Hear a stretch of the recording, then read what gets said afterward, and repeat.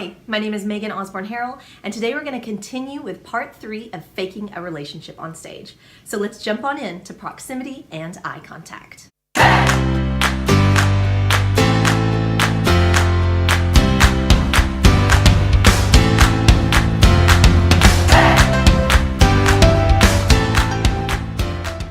If you haven't already seen part 1 and part 2 of faking a relationship on stage, jump on back and check those out. We talked about body language in the first video and physical contact in the second. Stay tuned until the end so you don't miss the very last part that we're going to talk about next time on faking a relationship on stage. Be sure to like and subscribe and hit the notification bell so you don't miss out on any of my upcoming videos. Before we get started, I want to reiterate that this isn't how to be an amazing actor. These tips that I'm giving you are all about when you don't know someone at all and you have to pretend like you have a really tight-knit relationship with them. These are 5 really simple physical things that you can do to really help it look like you have a relationship even when you don't. So use these tools first and then build on that to become the strongest, best actor and most sincere actor that you can. So let's talk a little bit about proximity. What is proximity? Well, it's how close or far away you are from someone.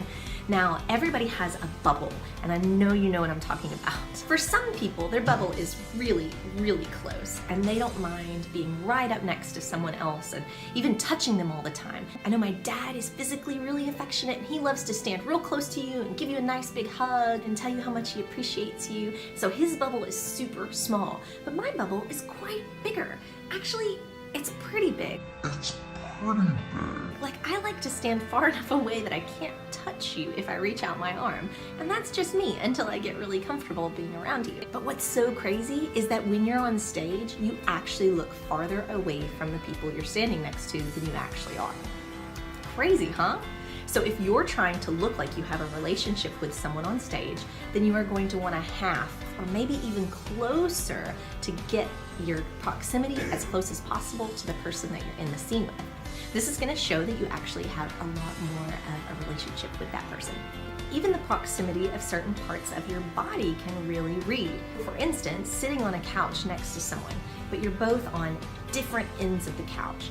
But then you stretch your arm along the back of the couch so that your fingertips are almost touching that person. That's going to really read on stage. It is physically going to look like you are closer to them than you actually are. Another way that you can make your proximity to someone closer is to stand very close to each other, but there's something in between the two of you, like a door or a wall or a piece of furniture. Having a barrier between the two of you, even though you're still really close to each other, will read to the audience that you have more of a relationship than you might actually have. So by using this really easy thing where you just stand closer or sit closer or move closer to someone, it's going to show that you have a relationship even when you don't. Now let's talk about eye contact. Eye contact. Eye contact. There's a really funny thing that I've known several actors to do, and that is not actually to look at the person that they're in a scene with. They tend to look right past them. And you can actually see that when you're in the audience. So when you are pretending like you have a relationship with someone on stage, your eye contact is one of the most important things that you can do to show that you are close or intimately acquainted with this person. Especially if it's going to be some sort of a love interest, you wouldn't take your eyes off of that person probably. Now, if you're in a scene where you're really close to someone, but you're lying or you're hiding something, now that would change your eye contact considerably. Also, staring at someone for just a little bit too long can seem super intense. So being sure to give the person really good eye contact, but also breaking it up every once in a while by looking to the side or maybe looking down just for a moment can help to break that up and keep you from seeming too intense. Did you know that the direction that you look in actually says something about what it is you're thinking? When you look straight ahead and look at someone while they're talking, that usually indicates that you are listening to what they're saying. But if someone stares at you without really blinking and is looking at you kind of with a flat kind of a face, like then often they're kind of zoning out. So I wouldn't expect that that's going to come across really as that they're listening to what you're saying. If someone looks directly up, often they're thinking very carefully about what it is that you're saying, and they might be weighing what it is that you're saying. But if someone looks up and to the left, they're often thinking about emotions. If you're looking up and to the right, it's often about thinking about recent experiences that you've had. If someone looks to the left directly, then often they're trying to remember a sound of some sort. You can remember this because it's kind of like you're looking at your own ear. Many psychologists believe that when you look directly to your right, you're indicating that you're lying. This has been proven and disproven. But if you're doing a scene where you're with someone and you're supposed to be lying about something, you could try it. It just might come across. And then if you're looking down, often it's that you're showing you're submissive to the other person. So the directions that you look can mean different things. Kind of neat when you're thinking about eye contact.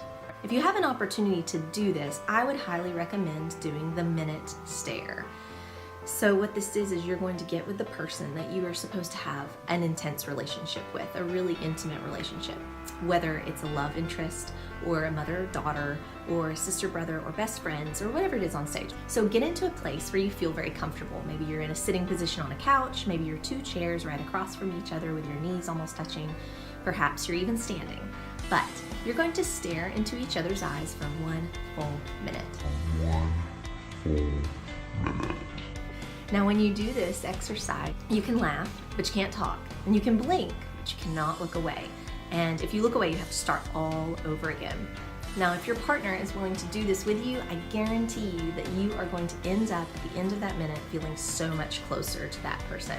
It's an amazing, very simple, very quick way to kind of forge a relationship with someone that you don't know very well. You're even probably going to have a lot of communication that happens between the two of you by the end of the minute. Every time we would do this in class, I would go around afterwards and I would say, what did person A say to you, person B? And a lot of times they got it right on the dot. Like they'd be like, they're really sad right now, or this person is saying that they really appreciate me.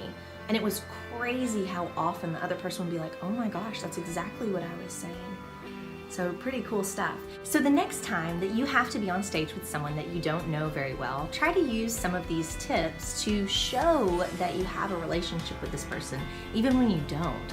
You can easily use some really intense eye contact and shorten your proximity, get as close as you can to that person to really showcase that you have a relationship with them on and off the stage. Now again, remember that this isn't all that you need to be a great actor. These are just some super simple tips that you can implement to help you to look like you have a relationship with someone on stage before you actually have been able to have time to have one. Next time we're going to be talking about intensity. It's one of my very favorite things, so don't miss out. My name is Megan Osborne Harrell, and you got this, guys.